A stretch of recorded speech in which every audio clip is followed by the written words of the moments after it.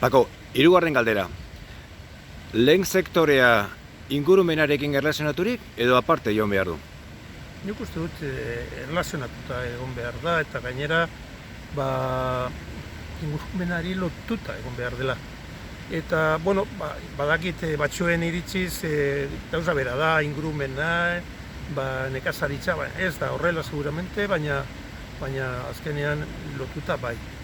Nik badakit, guztiok dakigu, gure nekazari aktibitateak ere nabargarriakoak dira eta eragin handia dituztela askotan ingurumenean eta efektu edo eragin kaltegarriak baldin badira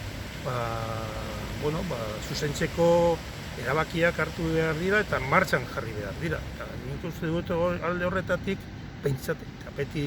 beti pentsatzen ari naiz igualen karterrietako egoeran, karrantzako egoeran, ikuste dut neurri batzuk hartu behar dira. Azkenean, jendeak, kaletarrek, lehen esaten genuen bezala, kaletarrek ikusi nahi dute gure janarien ekoizpen sistema ez dela kaltegarria ingurumenean begiratuta. Eta, beste sektoreetan gertatzen den bezala, plastikoen asuntuak zaindu behar ditugu gure herrietan. Eta nik uste dut orain asko hobeto dagoela, baina naiz eta horrela izan, oraindik hobetu ditugula. Batez ere inguru horretan, baita nekazariak, baita kaletarrak, hango kaletarrak guztio. Beste alde horretatik nik badakit azkenean edo askotan administrazioek hartzen diren neurri batzuk nahiko polemikoak direla eta, ez da bai dakarriak. Adibidez, Otsoa gertatzen denak, Karrantza eta, Euskadiko leku batzuetan.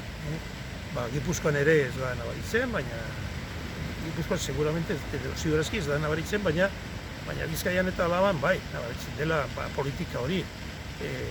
Bizkaian bereziki Karrantza aldean edo bere inguruan. Eta, nik esango nuke, nik txikitan banekien Otsoak hor zirela, baina zer gertatzen zen. Orduko herriko edo baserrietako lotuta biztanleri kopurua oraingoa baino handiagoa zen. Eta orduan, indarrak beti zeuden baserritarren alde. Eta neurri administratiboak ere baserritarren alde zeuden.